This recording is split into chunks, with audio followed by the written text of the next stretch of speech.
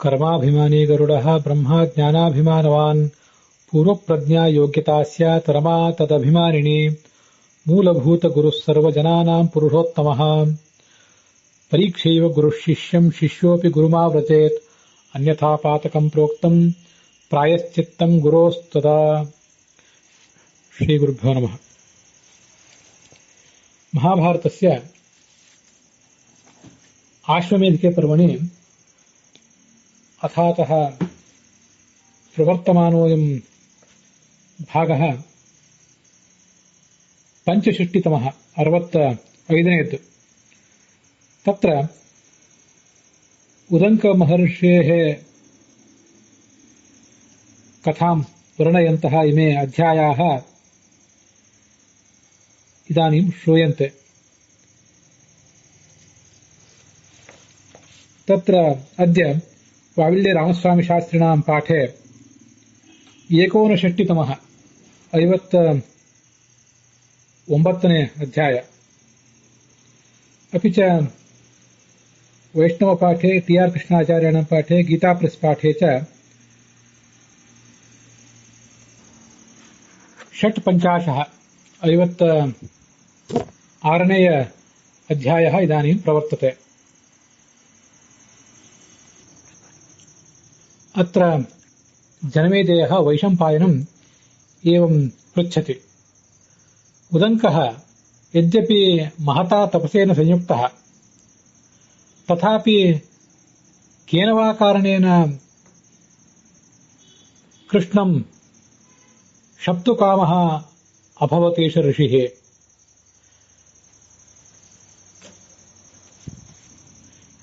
का वा तस्य पूर्वकथा। शप्तुकामपि उदङ्कं ऋषिम् अयं विष्णुः प्रभविष्णुः कृष्णः विश्वरूपं खलु दर्शयामास। तथा च नायं कश्चन सामान्यः ऋषिर्भवेत्, कृपया तस्य कथां ब्रूहि मे इति आसीत् जनमेजयस्य जिज्ञासा।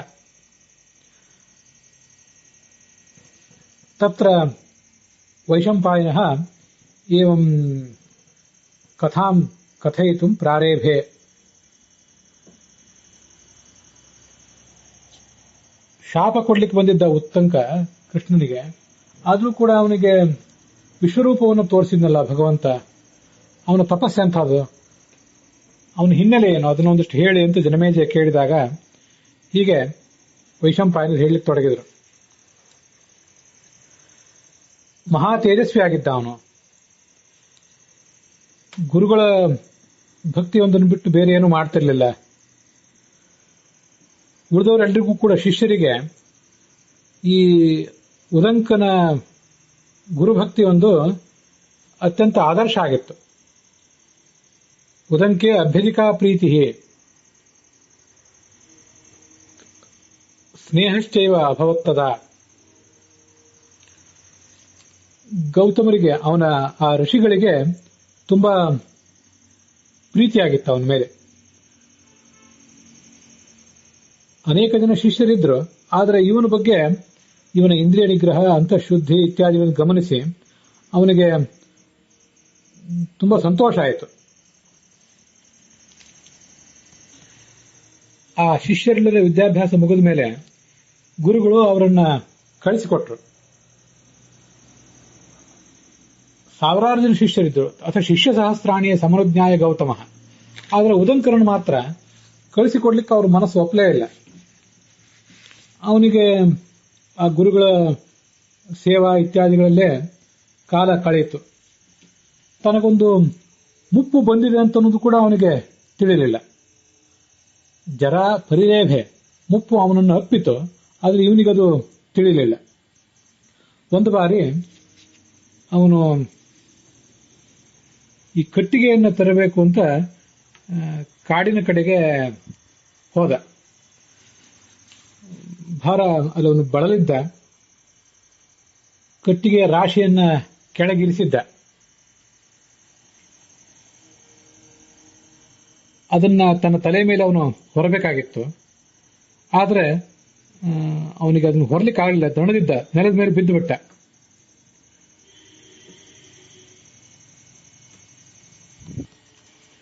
ಆ ಕಟ್ಟಿಗೆ ರಾಶಿ ಮೇಲೆ ಅವನ ಒಂದು ಬಿಳಿಯ ಕೂದಲು ಕೂಡ ಬಿದ್ದಿತ್ತು.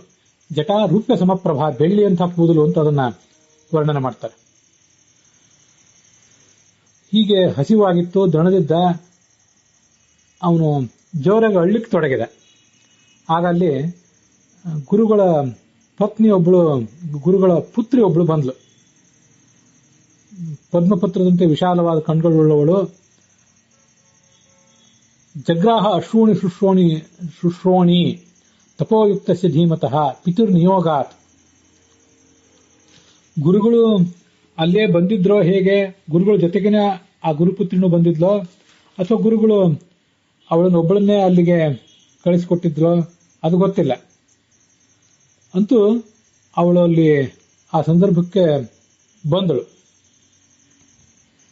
ಅಥವಾ ಪ್ರಾಯ ಆಶ್ರಮದ ಸಮೀಪಕ್ಕೇನೆ ಅವನು ಬಂದಿರಬೇಕು. ಆಶ್ರಮದಲ್ಲೇ ಗುರುಗಳಿದ್ರು.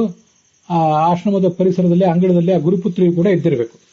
ತಂದೆ ಸೂಚನೆ ಮಾಡಿದ್ರು. ಅದರಂತೆ ಅವಳು ಆ ಉದಂಕನ ಕಣ್ಣೀರನ್ನು ತನ್ನ ಬೊಗಸೆಯಿಂದ ಹಿಡಿದಳಂತೆ. ಆ ಕಣ್ಣೀರಿಗೆ ಅಷ್ಟೊಂದು ಶಕ್ತಿ ಇತ್ತು, ದುಃಖ ಸಂಕಟವೂ ಕೂಡ ಇತ್ತು ಪ್ರಾಯ. ಆದ್ರಿಂದ ಅವಳ ಕೈ ಸುಟ್ಟು ಹೋಯಿತು ಅಂತ ವರ್ಣನೆ ಮಾಡ್ತಾರೆ. ತಸ್ಯಾಹ ನಿಪೇತತು ದಗ್ಧೌ ಕರೌ ತೈಹಿ ಅಶ್ರುಬಿಂದುವಿಹಿ. ಕೈಯೂ ಕೂಡ ಭೂಮಿ ಮೇಲೆ ಬಿದ್ದು ಅಂತ. ಭೂಮಿಗೂ ಕೂಡ ಆ ಕೈಗಳ ಭಾರವನ್ನ, ಕಣ್ಣೀರಿನ ಭಾರವನ್ನ ಸಹಿಸಲಿಕ್ಕಾಗಲಿಲ್ಲ. ಆಗ ಆ ಗುರುಗಳು ಗೌತಮರು ಅಂತ ವರ್ಣನೆ ಮಾಡ್ತಾರೆ. ತನ್ನ ಆ ಶಿಷ್ಯನಿಗೆ ಈ ತರ ಮಾತಾಡಿಸಿದ್ರಂತೆ. ನಿನಗೆ ಇವತ್ತು ಇಷ್ಟ್ಯಾಕೆ ದುಃಖ ಆಗಿದೆ, ಏನು ನಿನ್ನ ಮನಸ್ಸನ್ನ ಕಾಡ್ತಾ ಇದೆ ಅಂತ ಅನ್ನೋದನ್ನ ನನಗೆ ವಿವರಿಸಿ ಹೇಳು ಅಂತ ಕೇಳಿದ್ರು ಅವರು.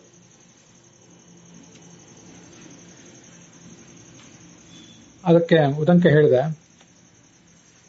ನಾನು ನಿಮಗೆ ಪ್ರಿಯ ಆಗಬೇಕು ಅಂತ ಸೇವಾ ಮಾಡಿಕೊಂಡಿದ್ದೇನೆ.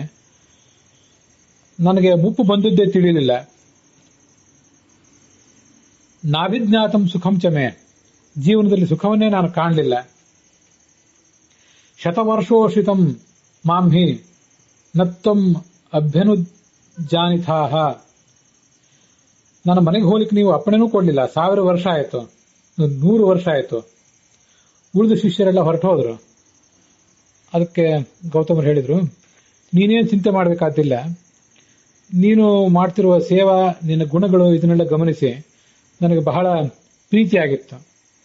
ಆದ್ರಿಂದ ನೀನು ಬಂದು 100 ವರ್ಷ ಆಗಿದ್ರ ಅರಿವು ನನಗೂ ಆಗಲಿಲ್ಲ. ನಿನಗಿವತ್ತು ಮನೆಗೆ ಹೋಗಬೇಕು ಅಂತ ಅಪೇಕ್ಷೆ ಇದ್ರೆ ನನ್ನ ಸಮ್ಮತಿ ಇದೆ, ನೀನು ಕೂಡಲೇ ಹೊರಡಬಹುದು. ಅದಕ್ಕೆ ಉದಂಕ ಕೇಳಿದ, ನಾನು ತಮಗೆ ಗುರುದಕ್ಷಿಣೆ ಕೊಡಬೇಕು ಅಂತ ಅಪೇಕ್ಷೆ ಪಡ್ತೇನೆ. ಗುರುವರ್ಥಂ ಕಿಂ ಪ್ರಯಚ್ಛಾಮಿ, ಅದನ್ನ ಹೇಳಿ ಅಂತ ಕೇಳಿದ. ಅದಕ್ಕೆ ಅವರು ಹೇಳಿದ್ರು, ದಕ್ಷಿಣಾ ಪರಿತೋಷೋ ವೈ ಗುರುಣಾಂ ಸದ್ಭಿರುಚ್ಯತೆ.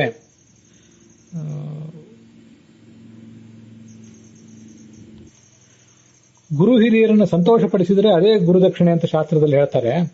ನೀನು ಆ ಪ್ರಕಾರ ನಾನು ಸೇವಾ ಮಾಡಿಯೇ ಇದ್ದಿ, ನನಗೆ ಗುರುದಕ್ಷಿಣೆಯನ್ನು ಬೇಕಾಗಿಲ್ಲ ಅಂತ ಅವ್ರು ಹೇಳಿದರು. ಮತ್ತೆ ಅದಲ್ಲದೆ ಹೇಳಿದರು, ಯುವಾ 16 ವರ್ಷೋ ಹಿ ತದದ್ಯತ್ವಂ ಭವಿಷ್ಯಸಿ. ನಿನಗೆ ಮುಪ್ಪು ಬಂತು ಅಂತ ನೀನು ದುಃಖಿಸಬೇಕಾದ ಕಾರಣ ಇಲ್ಲ. ನಾನು ನಿನಗೆ ಅನುಗ್ರಹ ಮಾಡ್ತೀನಿ. 16 ವರ್ಷದ ಯೌವನ ನಿನಗೆ ಬರುವಂತೆ. ಅದಲ್ಲದೆ ದದಾಮಿ ಪತ್ನೀಂ ಕನ್ಯಾಂಚ, ನನ್ನ ಮಗಳನ್ನು ನಿನಗೆ ಮದುವೆ ಮಾಡಿ ಕೂಡ ಕೊಡ್ತೇನೆ. ಈ ವಿಷಯದಲ್ಲಿ ನಾನು ನಿನಗೆ ಸಂತುಷ್ಟನಾಗಿದ್ದೇನೆ. ಮಹಾತ್ಮನಾದಂಥ ತೇಜಸ್ವಿಯಾದಂಥ ನಿನ್ನನ್ನ ನನ್ನ ಮಗಳು ಪ್ರೀತಿಯಿಂದ ಉಪಚರಿಸಿಯಾಳು. ಬೇರೆ ಯಾರಾದರೂ ನಿನ್ನ ಸೇವಾ ಮಾಡ್ತಾರೆ ಹೇಗೆ ಅಂದ್ರು ಅವರು ಗುರುಗಳು. ಉದಂಕ ಹಾಗೆ ಅವಳನ್ನ ಪ್ರೀತಿಯಿಂದ ಪರಿಗ್ರಹಿಸಿದ. ಗುರುನಾಚ ಅಭ್ಯನುಜ್ಞಾತಃ ಗುರುಪತ್ನಿ ಮಥಾ ಬ್ರವೀತ್. ಮುಂದೆ ಗುರುಗಳ ಪತ್ನಿಗೆ ಈ ತರ ಹೇಳಿದ, ಕಿಂ ಭವತ್ಯೈ ಪ್ರಯಚ್ಛಾಮಿ. ನಾನು ಏನಾದರೂ ಗುರುದಕ್ಷಿಣೆಯನ್ನು ಕೊಡಬೇಕು ಅಂತ ಅಪೇಕ್ಷೆ ಪಡ್ತೇನೆ. ಅದನ್ನ ಏನು ಕೊಡ್ಲಿ ಅದನ್ನ ಕೇಳಿ. ನನ್ನ ಪ್ರಾಣವನ್ನಾದ್ರೂ ಒತ್ತೆ ಇಟ್ಟು ಕೊಡಬೇಕು ಅಂತ ಅಪೇಕ್ಷೆ ಪಡ್ತೇನೆ. ಜಗತ್ತಲ್ಲಿ ಎಷ್ಟೇ ದುರ್ಲಭ ಇರಲಿ, ನಾನು ಅದನ್ನು ಕೊಡ್ತೀನಿ ಅಂತ ಅವಳು ಈ ಉದಂಕ ಗುರುಪತ್ನಿಗೆ ಹೇಳಿದ. ಆಗ ಆ ಗುರುಗಳ ಪತ್ನಿ ಅಹಲ್ಯ ಹೇಳಿದ್ಲು, ನೀನು ನಮ್ಮ ಸೇವಾ ಇಷ್ಟು ದಿವಸ ಮಾಡಿದ್ದೆ, ಇದೇ ದೊಡ್ಡ ಗುರುದಕ್ಷಿಣೆ. ಈಗ ನೀನು ಇಚ್ಛೆ ಇದ್ದಲ್ಲಿ ಪ್ರಯಾಣ ಮಾಡಬಹುದು. ಪರ್ಯಾಪ್ತಮೇತದ್ ಭದ್ರಂತೆ ಗಚ್ಚ ತಾತ ಯಥೇಪ್ಸಿತಂ. ಆದ್ರೆ ಅವನು ಮತ್ತೆ ಹೇಳಿದ, ಅಜ್ಞಾಪಯ ಸ್ವಮಾಂ ಮಾತಃ, ಏನಾದ್ರೂ ಗುರುದಕ್ಷಿಣೆ ನಾನು ಕೊಡಬೇಕು ಅಂತ ಅಪೇಕ್ಷೆ ಪಟ್ಟಿದ್ದೀನಿ, ಅದನ್ನು ಕೊಡು ಅಂತ. ಆಗ ಅವಳು ಹೇಳಿದ್ದು, ಸೌದಾಸ ಪತ್ನಿಯ ವಿಧೃತೆ ದಿವ್ಯೇ ಮಣಿಕುಂಡಲೆ. ಸೌದಾಸ ಅಂತ ಒಬ್ಬ ರಾಜ ಇದ್ದಾನೆ, ಅವನ ಪತ್ನಿ ದಿವ್ಯವಾದ ರತ್ನಮಯವಾದ ಕರ್ಣಕುಂಡಲಗಳನ್ನು ಧರಿಸಿದ್ದಾಳೆ, ಅದನ್ನ ತೆಗೆದುಕೊಂಡು ಬಾ, ಅದೊಂದು ನೀನು ಸೇವಾ ಮಾಡಿದಂತಾಗ್ತದೆ. ಹೀಗ ಹೇಳಿದಾಗ ಅವನು ಆ ಕರ್ಣಕುಂಡಲಗಳನ್ನ ತರಬೇಕು ಅಂತ ಅಲ್ಲಿಂದ ಹೊರಟ. ಇದೇ ಒಂದು ಕಥಾ ಮಹಾಭಾರತದ ಆದಿಪರ್ವದಲ್ಲೂ ಕೂಡ ಬಂದಿದೆ. ಆ ಉದಂಕ ಅನ್ನೋ ಹೆಸರಲ್ಲೂ ಇದೆ. ಆದ್ರೆ ಆ ಶಿಷ್ಯನ ಹೆಸರು, ಆ ಗುರುವಿನ ಹೆಸರು ಮಾತ್ರ ಈ ವೇದ ಅಂತಿದೆ. ಆಯೋಧ ಧೌಮ್ಯ ಅಂತ ಒಬ್ರು ಶಿಷ್ಯರಿದ್ರು, ಒಬ್ರು ಗುರುಗಳಿದ್ರು. ಆ ಗುರುಗಳ ಶಿಷ್ಯ ವೇದ. ಆ ವೇದ ಮುಂದೆ ಉಪಾಧ್ಯಾಯರ ಸಮ್ಮತಿಯನ್ನು, ಗುರುಗಳ ಸಮ್ಮತಿಯನ್ನು ಪಡ್ಕೊಂಡು ಗೃಹಸ್ಥಾಶ್ರಮಕ್ಕೆ ಪ್ರವೇಶ ಮಾಡಿದ. ಅವನಿಗೂ 3 ಜನ ಶಿಷ್ಯರಿದ್ರು. ಅವನು ತನ್ನ ಗುರುಗಳಿಗೆ, ತನ್ನ ಶಿಷ್ಯರಿಗೆ ಯಾವುದೇ ಕಾರ್ಯ ಹೇಳ್ತಿರ್ಲಿಲ್ಲಂತೆ. ತಾನು ಗುರುಗಳ ಸೇವಾದಲ್ಲಿದ್ದಾಗ ಅನೇಕ ಥರದ ಕಷ್ಟ ಕಾರ್ಯಗಳನ್ನ ಮಾಡಿದ್ದೆ, ಕಷ್ಟಪಟ್ಟು ವಿದ್ಯೆ ಸಂಪಾದನೆ ಮಾಡಿದ್ದೆ. ಆದ್ರಿಂದ ಶಿಷ್ಯರಿಗೂ ಅಂತ ಕಷ್ಟ ಕೊಡೋದು ನನಗೆ ಬೇಡ ಅಂತ ಅವರು ಆಲೋಚನೆ ಮಾಡಿದ್ರಂತೆ ವೇದರು. ಹಾಗೆ ಪಾಠ ಹೇಳ್ತಿದ್ರು ಅಂತ ಅಲ್ಲಿ ಆದಿಪರ್ವದ 3ನೇ ಅಧ್ಯಾಯದಲ್ಲಿ ವರ್ಣನೆ ಇದೆ. ಒಂದು ಬಾರಿ ಜನಮೇಜಯ ಮತ್ತೆ ಪೌಷ್ಯ ಅನ್ನೋ ರಾಜರು ವೇದರ ಬಳಿಗೆ ಬಂದು ಒಂದು ಯಜ್ಞದ ಪೌರೋಹಿತ್ಯಕ್ಕಾಗಿ ಬರಬೇಕು ಅಂತ ಹೇಳಿದ್ರು. ಸ್ವಲ್ಪ ಕಾಲ ಅವರ ಆಶ್ರಮದಿಂದ ದೂರ ಇರಬೇಕಾದ ಪ್ರಸಂಗ ಬಂತು. ಶಿಷ್ಯರಿಗೆ ಏನೂ ಕೆಲಸ ಹೇಳಲಿಕ್ಕೆ ಅಪೇಕ್ಷೆ ಇದ್ದಿದ್ದಿಲ್ಲ ಅವರಿಗೆ. ಆದ್ರೆ ಉತ್ತಂಕನಿಗೆ ಹೇಳಿದ್ರು, ಮನೆ ಯಾವ್ದಾದ್ರು ಕೆಲಸ ಇದ್ರೆ ಅದನ್ನೆಲ್ಲವನ್ನು ಮಾಡು ಅಂತ. ಸ್ವಲ್ಪ ದಿವಸ ಆದ್ಮೇಲೆ ಆ ಆಶ್ರಮದಲ್ಲಿದ್ದಂಥ ಸ್ತ್ರೀಯರು ಆ ಉತ್ತಂಕನಿಗೆ ಹೇಳಿದ್ರಂತೆ, ಇವತ್ತು ನಿನ್ನ ಗುರುಪತ್ನಿ ಬಹಿಷ್ಠೆಯಾಗಿದ್ದವಳು, ಋತುಮತಿಯಾಗಿದ್ದವಳು, ಋತುಸ್ನಾನ ಮಾಡಿದ್ದಾಳೆ. ಗುರುಗಳಿಗೆ ಇಲ್ಲಿಲ್ಲ, ಆ ಋತುಕಾಲ ನಿಷ್ಫಲ ಆಗಿಬಿಡಬಾರದು.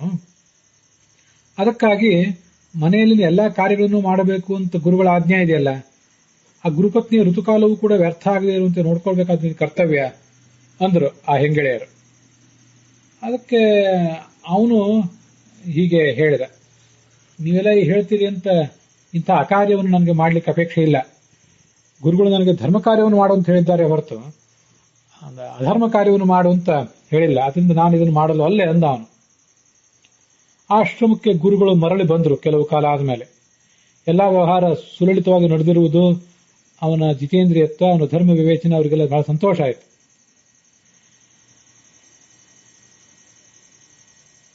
ನಾನು ನಿನಗೆ ಅನುಮತಿ ಕೊಡ್ತಿದ್ದೇನೆ, ನೀನು ಇಲ್ಲಾದ್ರೂ ನಿನ್ನ ಮನೆಗೆ ಹೋಗೋದಿದ್ರು ಹೋಗಬಹುದು ಅಂತ. ನಿಮಗೆ ಗುರುದಕ್ಷಿಣೆ ಕೊಡಬೇಕು ಅಂತ ಅಪೇಕ್ಷೆ ಪಡ್ತೇನೆ. ಆದ್ರಿಂದ ಸಂಪ್ರದಾಯಕ್ಕೆ ತಕ್ಕಂತೆ ನಾನು ಕೊಡಬೇಕಾದ ಗುರುದಕ್ಷಿಣೆ ಅದನ್ನ ಕೊಡಬೇಕು ಅಂತ ಅಪೇಕ್ಷೆ ಪಡ್ತೀನಿ, ಅದನ್ನ ಹೇಳಿ. ಯಶ್ಚ ಅಧರ್ಮೇಣ ವೈಬ್ರೂಯಾತ್ ಯಶ್ಚ ಅಧರ್ಮೇಣ ಪೃಚ್ಛತಿ ತಯೋರಣ್ಯತರಹ ಪ್ರೈತಿ ವಿದ್ವೇಷಂಚ ಅಧಿಗಚ್ಚತಿ ಅಂತ ಅಲ್ಲಿ ಮಹಾಭಾರತದ ಆದಿಪರ್ವದಲ್ಲಿ ಬರುವಂತಹ ಮಾತು. ಸಂಪ್ರದಾಯಕ್ಕೆ ವಿರುದ್ಧವಾಗಿ ವಿದ್ಯೆಯನ್ನು ಕಲಿಸಿದರೆ, ಹಾಗೆ ಕಲಿತರೆ ಆ ಗುರು ಶಿಷ್ಯ ಇಬ್ಬರಿಗೂ ಕೂಡ ಪರಸ್ಪರ ದ್ವೇಷ ಬರ್ತದೆ, ಇಬ್ಬರಿಗೂ ಕೂಡ ಅದು ಹಾನಿಕಾರಕ ಆಗ್ತದೆ. ಆದ್ರಿಂದ ನಾನೀಗ ಗುರುದಕ್ಷಿಣೆ ಕೊಡಬೇಕು ಅಂತ ಅಪೇಕ್ಷೆ ಪಟ್ಟಿದ್ದೇನೆ ಅಂತ ಹೇಳ್ತಾನ.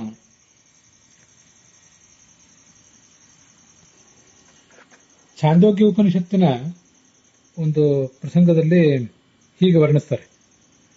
ಅದು 3ನೇ ಅಧ್ಯಾಯ, ಮಧುವಿದ್ಯೆಯ ವರ್ಣನದ ಪ್ರಸಂಗ. ಯದ್ಯಪ್ಯಸ್ಮಾ ಇಮಾ ಮದ್ಭಿಃ ಪರಿಗೃಹೀತಾಂ ಧನಸ್ಯ ಪೂರ್ಣಾಂ ದದ್ಯಾತ್ ಏತದೇವ ತತೋ ಭೂಯಃ. ಮಧುವಿದ್ಯೆಯನ್ನು ಉಪದೇಶ ಮಾಡಿದ ಗುರುವಿಗೆ ಸಪ್ತಸಾಗರಗಳಿಂದ ಕೂಡಿದ ಸಂಪದ್ಭರಿತವಾದ ಭೂಮಿಯನ್ನು ದಾನ ಮಾಡಿದರೂ ಕಡಿಮೆನೆ. ಎಲ್ಲದಕ್ಕಿಂತೂ ಮಧುವಿದ್ಯಾ ದಾನವೇ ಶ್ರೇಷ್ಠ ಅಂತ.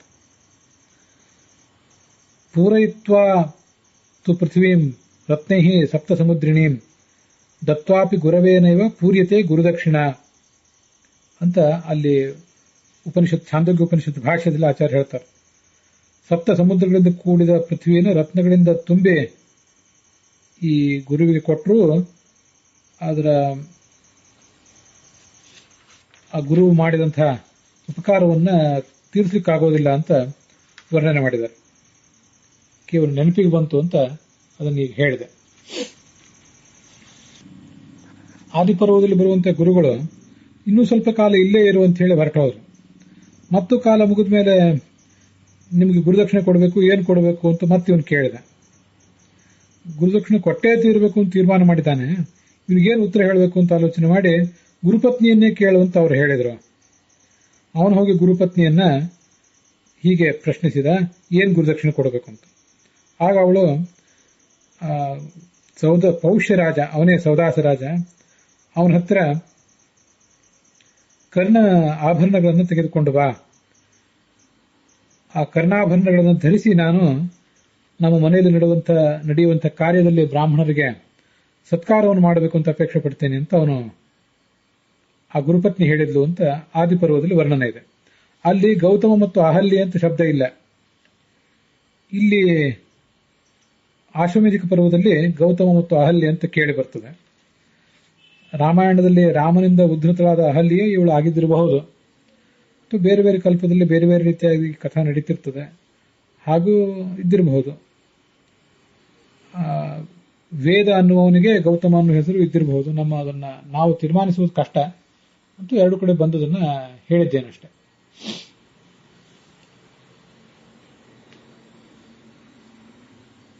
ಈ ಕಡೆ ಈ ಉದಂಕ ಹೊರಟು ಹೋದ. ಗೌತಮರು ಕೇಳಿದ್ರಂತೆ, ಉದಂಕ ಎಲ್ಲಿ ಹೋದ ಅಂತ. ಇದು ಆಶ್ವಮೇಧಿಕ ಪರ್ವದಲ್ಲಿದೆ. ಆಗ ಅವಳು ಹೇಳಿದ್ಲು, ಕರ್ಣಕುಂಡಲ ತರಬೇಕು ಅಂತ ಹೋಗಿದ್ದಾನೆ ಗುರುದಕ್ಷಿಣಾ ರೂಪವಾಗಿ. ಆಗ ಆ ಗುರುಗಳಂದ್ರು, ನೀನು ಅವನಿಗೆ ಸ್ವಲ್ಪ ಆಲೋಚನೆ ಮಾಡಿ ಕೆಲಸವನ್ನು ಹೇಳಬೇಕಾಗಿತ್ತು. ಆ ಸೌದಾಸ ರಾಜ ಈಗ ಯಾವುದೋ ಒಂದು ಶಾಪದ ಕಾರಣದಿಂದಾಗಿ ರಾಕ್ಷಸ ಆಗಿಬಿಟ್ಟಿದ್ದಾನೆ. ನಮ್ಮ ಉದಂಕ ಅಲ್ಲಿ ಹೋದ್ರೆ ಅವನನ್ನ ತಿಂದು ಹಾಕಿಬಿಡ್ತಾನೆ. ಆದ್ರಿಂದ ನೀನ್ ಮಾಡಿದ್ದು ಸರಿಯಾಗಲಿಲ್ಲ ಅಂತ ಆ ಗುರುಗಳು ತಮ್ಮ ಪತ್ನಿಯನ್ನ ಆಕ್ಷೇಪಿಸಿದರು.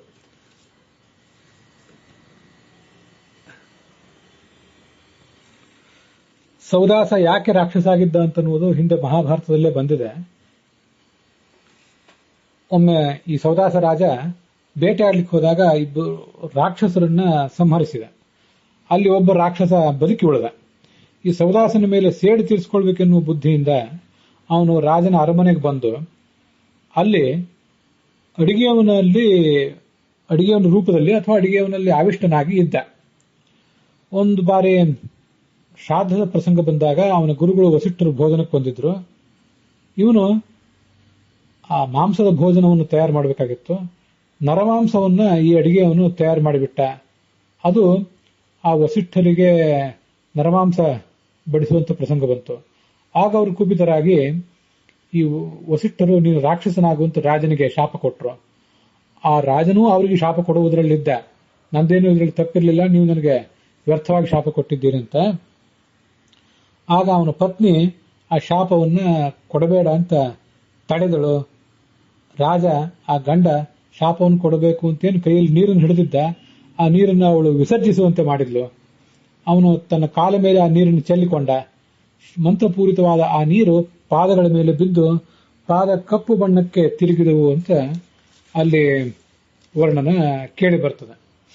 ಅದರಿಂದ ಅವನಿಗೆ ಕಲ್ಮಾಶ ಪಾದ ಅಂತ ಹೆಸರಿತ್ತು ಅಂತ. ಅದಕ್ಕಾಗಿ ಆ ಗುರುಗಳ ಶಾಪ ಅಂತೂ ಇದ್ದೇ ಇತ್ತು. ಶಾಪದ ಕಾರಣದಿಂದಾಗಿ ಅವನು ರಾಕ್ಷಸನಾಗಿ ಸಂಚಾರ ಮಾಡ್ತಾ ಇದ್ದ. ಅದು ಗುರುಗಳಿಗೆ ಆತಂಕ ತಂದಿತು.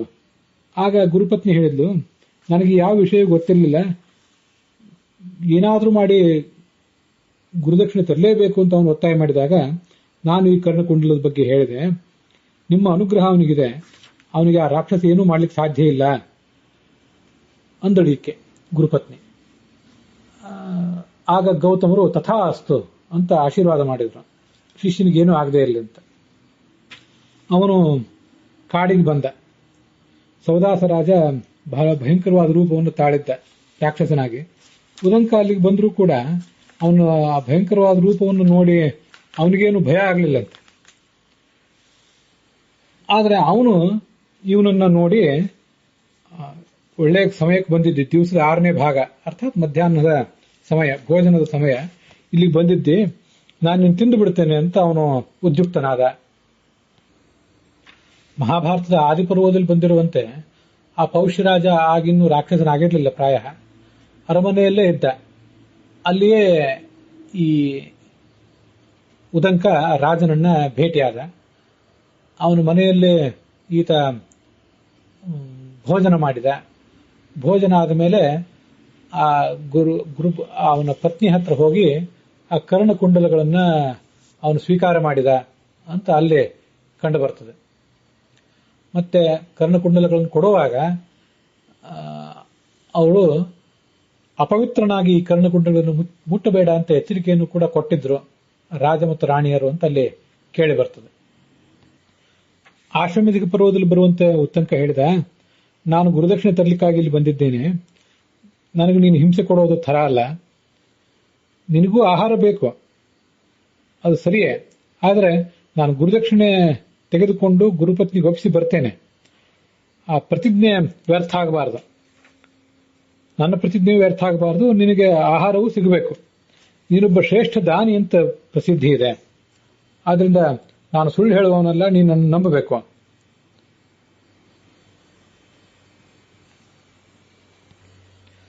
ಏನು ದಾನ ಬೇಕು ಅದನ್ನು ಹೇಳು, ನಾನು ದಾನಿ ಆಗಬೇಕು, ದಾನ ಕೊಡಬೇಕು, ಅದು ಏನು ದಾನ ಕೊಡಬೇಕು ಅದನ್ನು ಹೇಳು. ಅದಕ್ಕೆ ಉದಂಕ ಹೇಳಿದಾಗ ಕರ್ಣಕುಂಡಲಗಳನ್ನು ಕೊಡಬೇಕು, ನಿನ್ನ ಪತ್ನಿಯಲ್ಲಿವೆ ಅಂತ ಹೇಳಿದ.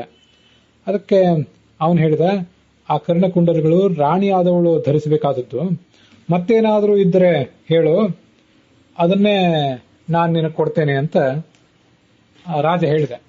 ಅದಕ್ಕೆ ಉತ್ತಂಕ ಹೇಳಿದ, ನನಗೆ ಬೇರೆ ಯಾವುದೇ ನೆಪ ಬೇಕಾಗಿಲ್ಲ, ನನಗೆ ಆ ಕರ್ಣಕುಂಡಲಗಳೇ ಬೇಕು, ಅದನ್ನೇ ನೀನು ನನಗೆ ಕೊಡಬೇಕು ಅಂತ ಇವನು ಒತ್ತಾಯಿಸಿದ. ಅಲಂತೆ ವ್ಯಪದೇಶೇನ ಪ್ರಮಾಣಂ ಯಜಿತೆ ವಯಂ ಪ್ರಯಚ್ಛ ಕುಂಡಲೇ ಮೇ ತ್ವಂ ಸತ್ಯವಾಗ್ ಭವ ಮೇ ವಿಭೋ. ಕರ್ಣಕುಂಡಲಗಳೇ ಬೇಕು ಅಂತ ಇವನು ಒತ್ತಾಯ ಮಾಡಿದಾಗ ಆಗ ಅವನು ಹೇಳಿದ, ನನ್ನ ರಾಣಿ ಬಳಿಗೆ ಹೋಗು, ನನ್ನ ಮಾತನ್ನು ತಿಳಿಸು, ಅವಳು ನಿನ್ನ ಕರ್ಣಕುಂಡಲ ಕೊಡ್ತಾಳೆ, ತೆಗೆದುಕೊಂಡು ಬಾ. ಅದಕ್ಕೆ ಉದಂಕ ಹೇಳಿದ, ನಾನು ಅವಳನ್ನು ಎಲ್ಲಿ ನೋಡಬಹುದು, ಮತ್ತೆ ನೀನು ನಿನ್ನ ರಾಣಿಯ ಸಮೀಪಕ್ಕೆ ಬರ್ತಾ ಇಲ್ಲ ಯಾಕೆ, ನನ್ನನ್ನು ಒಬ್ಬನ್ನು ಮಾತ್ರ ಅಲ್ಲಿ ಯಾಕೆ ಕಳಿಸಿದ್ದಿ, ನೀನು ಇಲ್ಲಿ ಕಾಡಿನಲ್ಲಿ ಯಾಕಿದ್ದಿ ಅಂತ ಇವನು ಕೇಳಿದ. ಸ್ವಯಂ ವಾ ಅಪಿ ಭವಾನ್ ಪತ್ನಿಂ ಕಿಮರ್ಥಂ ನೋಪಸರ್ಪತಿ. ಅದಕ್ಕೆ ಅವನು ಹೇಳಿದ, ನಾನೀಗ ಆಹಾರ ಹುಡುಕುವ ಕಾರಣದಿಂದಾಗಿ ನನ್ನ ಪ್ರಯತ್ನದಲ್ಲಿದ್ದೇನೆ, ಅವಳನ್ನು ನೋಡ್ಲಿಕ್ಕೆ ಆಗ್ತಿಲ್ಲ, ನೀನು ಅವಳನ್ನ ಇದೇ ಅರಣ್ಯದಲ್ಲಿ ಒಂದು ನೀರಿನ ಚಿಲುಮೆ ಇದೆ, ಅಲ್ಲಿ ಕಾಣುತ್ತೆ. ಅದರಂತೆ ಉದಂಕ ಅಲ್ಲಿ ಬಂದ, ನೀರಿನ ಚಿಲುಮೆ ಕಾಣಿತು, ಆ ಮದಯಂತಿ ಅಲ್ಲಿ ಕಾಣಿಸಿದಳು. ಆಗ ಉದಂಕ ಅವಳಿಗೆ ಈ ನಡೆದಿದ್ದನ್ನೆಲ್ಲವನ್ನು ಹೇಳಿದ, ನೀನು ಸುಳ್ಳು ಹೇಳುವಂಥವನಲ್ಲ, ಆದ್ರೆ ನನ್ನ ಗಂಡನೇ ನಿನ್ನನ್ನು ನನ್ನ ಬಳಿ ಕಳಿಸಿದ್ದಾನೆ ಅನ್ನೋದಕ್ಕೆ ಏನಾದರೂ ಒಂದು ಗುರುತು ತರಬೇಕಾಗಿದೆ, ಆ ಗುರುತನ್ನ ನೀನು ಹೇಳಬೇಕು. ಇವು ದಿವ್ಯವಾದ ಮಣಿಕುಂಡಲಗಳು, ದೇವತೆಗಳು, ಯಕ್ಷರು ಮೊದಲಾದವರಿಗೆಲ್ಲ ಇದು ಬೇಕು ಅಂತ ಬಹಳ ಆಸೆ ಇರ್ತದೆ, ಅವರು ಇದ್ರ ಮೇಲೆ ಒಂದು ಕಣ್ಣಿಟ್ಟಿದ್ದಾರೆ. ಆದ್ರಿಂದ ಇದನ್ನು ಬಹಳ ಎಚ್ಚರಿಕೆಯಿಂದ ನೀನು ಸ್ವೀಕಾರ ಮಾಡಬೇಕು. ಛಿದ್ರೇಶು ನಿತ್ಯಂ ಪರಿತರ್ಕಯಂತೆ, ಧರಿಸುವವರಲ್ಲಿ ಈ ಕರ್ಣಕುಂಡಲಿ ಎಲ್ಲಿರ್ತದೋ ಅಲ್ಲಿ ಏನಾದ್ರೂ ದೋಷ ಇದೆಯಾ ಅಂತ ಅವ್ರು ಕಾಯ್ತಿರ್ತಾರೆ. ನೆಲದ ಮೇಲೆ ಇಟ್ಟುಬಿಟ್ರೆ ನಿಕ್ಷಿಪ್ತ ಮೇದ ಭುವಿ, ಹಾವುಗಳು ಇದನ್ನು ಒಯ್ದು ಬಿಡ್ತವೆ. ಅಶುಚಿಯಾಗಿ ಧರಿಸಿದ್ರೆ ದೇವತೆಗಳು, ಯಕ್ಷರು ಒಯ್ದು ಬಿಡ್ತಾರೆ. ಆದ್ರಿಂದ ಜಾಗರೂಕತೆಯಿಂದ ಇದ್ದನ್ನು ಧರಿಸಬೇಕು. ಅಪ್ರಮತ್ತೇನ ಧಾರ್ಯತೆ, ಅದರ ಮಹಿಮಾ ಇದೆ. ಚಂದತೆ ಹಿ ದಿವಾ ರುಕ್ಮಂ ರಾತ್ರೌಚ ದ್ವಿರಸತ್ತಮ, ಹಗಲು ರಾತ್ರಿ ಇದರಿಂದ ಬಂಗಾರ ಹೊರಗೆ ಬರ್ತದೆ, ಬಂಗಾರವನ್ನು ಹೊರಸೂಸ್ತದೆ. ಇದು ಸ್ಯಮಂತಕ ಮಣಿ ಇತ್ತಲ್ಲ, ಆ ಥರ ಅಂತ ತಿಳ್ಕೋಬಹುದು. ನಕ್ಷತ್ರದಂತೆ ಬೆಳಕಿದ್ದದ್ದು. ಇಲ್ಲಿ ಒಂದು ಕಡೆ ಸಂದತೆ ಹಿದ್ದಿವ ರುಕ್ಮಂ, ಈ ಹಗಲು ರಾತ್ರಿ ಇದರಿಂದ ದ್ರವರೂಪವಾದ ಚಿನ್ನ ಸುರಿತದೆ ಅಂತ ಒಬ್ರು ವ್ಯಾಖ್ಯಾನ ಮಾಡಿದ್ದಾರೆ, ಅನುವಾದ ಮಾಡಿದ್ದಾರೆ. ಅದು ದ್ರವರೂಪವಾದ ಚಿನ್ನ ಸುರಿತದೆ ಅಂತ ಅರ್ಥ ಅಲ್ಲ, ಚಿನ್ನದ ಮಳೆ ಸುರಿತದೆ ಅಂತ ಹೇಳ್ತಿರ್ತೇವಲ್ಲ, ಬಂಗಾರದ ಮಳೆ ಅಂತ ಹೀಗಲ್ಲ. ಅದಕ್ಕೆಲ್ಲ ಅರ್ಥ ಸುರಿಯುವುದು ಅಂದ್ರೆ ಬೇಕಾದಷ್ಟು ಪ್ರಮಾಣದಲ್ಲಿ ಕೊಡುವುದು ಅಂತ ಇಷ್ಟೇ ಅರ್ಥ. ಅದರಿಂದ ದ್ರವರೂಪವಾದ ಚಿನ್ನ ಏನಲ್ಲ, ಅದು ಚಿನ್ನವನ್ನು ಕೊಡ್ತದೆ ಅಂತ ಇಷ್ಟೇ ಅರ್ಥ. ಹಸಿವು ನೀರಡಿಕೆಗಳ ಭಯ ಇಲ್ಲ, ಅಗ್ನಿ ವಿಷದ ಭಯ ಇಲ್ಲ, ಯಾವುದೇ ಪ್ರಾಣಿಗಳ ಭಯ ಇರೋದಿಲ್ಲ. ಮತ್ತೆ ಈ ಕರ್ಣಕುಂಡಲಗಳು ಯಾರು ಅವುಗಳನ್ನು ಧರಿಸ್ತಾರೋ ಅವರ ಆಕಾರಕ್ಕೆ ತಕ್ಕಂತೆ ಇವು ಕೂಡ ಬದಲಾವಣೆಯನ್ನು ಹೊಂದುತ್ತವೆ. ಗಾತ್ರ ದೊಡ್ಡ ಗಾತ್ರ ಇದ್ದವನು ಇವುಗಳನ್ನು ಧರಿಸಿದ್ರೆ ಆ ಕರ್ಣಕುಂಡಲಗಳು ಆ ಕಿವಿಗೆ ತಕ್ಕಂತೆ ಬದಲಾವಣೆ ಕಾಣ್ತವೆ. ಚಿಕ್ಕವನು ಧರಿಸಿದ್ರೆ ಚಿಕ್ಕ ರೂಪದಲ್ಲಿ ಅವು ಬದಲಾವಣೆ ಕಾಣ್ತವೆ. ಅಂತದೊಂದು ವೈಶಿಷ್ಟ್ಯ ಇದೆ ಈ ಕುಂಡಲಗಳಿಗೆ. ಹ್ರಸ್ವೇನ ಚೈತೆ ಆಮುಕ್ತೆ ಭವತೋ ಹ್ರಸ್ವಕೆ ಸದಾ ಅನುರೂಪೇಣ ಚಾಮುಕ್ತೆ ತತ್ಪ್ರಮಾಣೆ ತಥೇವಚ. ಇಂಥ ವೈಶಿಷ್ಟ್ಯ ಈ ಕರ್ಣಕುಂಡಲಗಳಿವೆ. ಇದನ್ನು ನಾನು ಕೊಡ್ತೇನೆ, ಆದ್ರೆ ನನ್ನ ಗಂಡ ನಿನ್ನನ್ನು ನನ್ನ ಬಳಿ ಕಳಿಸಿದ್ದಾನೆ ಅನ್ನೋದಕ್ಕೆ ಏನಾದರೂ ಒಂದು ಗುರುತಿದ್ರೆ ಅದನ್ನು ತೆಗೆದುಕೊಂಡು ಬಾ ಅಂತ ಅವಳು ವರ್ಣಿಸಿದಳು ಅಂತ ಕಥೆ ಕೇಳ್ತದೆ. ಅಲ್ಲಿಗೆ ಇವತ್ತಿನ ಈ ಭಾಗ ಸಮಾಪ್ತಿಯನ್ನು ಕಾಣ್ತಾ ಇದೆ. ವಾವಿಳ್ಳೆ ರಾಮಸ್ವಾಮಿ ಶಾಸ್ತ್ರಿಗಳ ಪಾಠದಲ್ಲಿ ಇದು 60ನೇ ಅಧ್ಯಾಯ ಸಮಾಪ್ತವಾಗಿದೆ. ಟಿ ಆರ್ ಕೃಷ್ಣಾಚಾರ್ಯ ಪಾಠದಲ್ಲಿ ಮತ್ತೆ ವೈಷ್ಣವ ಪಾಠದಲ್ಲಿ, ಉತ್ತರ ಭಾರತದ ಗೀತಾ ಪ್ರೆಸ್ಸಿನ ಪಾಠದಲ್ಲಿ, ಹೀಗೆ ಈ 3 ಅಧ್ಯಾಯಗಳಲ್ಲಿಯೂ ಕೂಡ 57ನೇ ಅಧ್ಯಾಯ ಸಮಾಪ್ತವಾಗಿದೆ. ಇವತ್ತಿನ ಈ ಭಾಗವು ಕೂಡ ಇಲ್ಲಿಗೆ ಮುಕ್ತಾಯ ಕಂಡಿದೆ.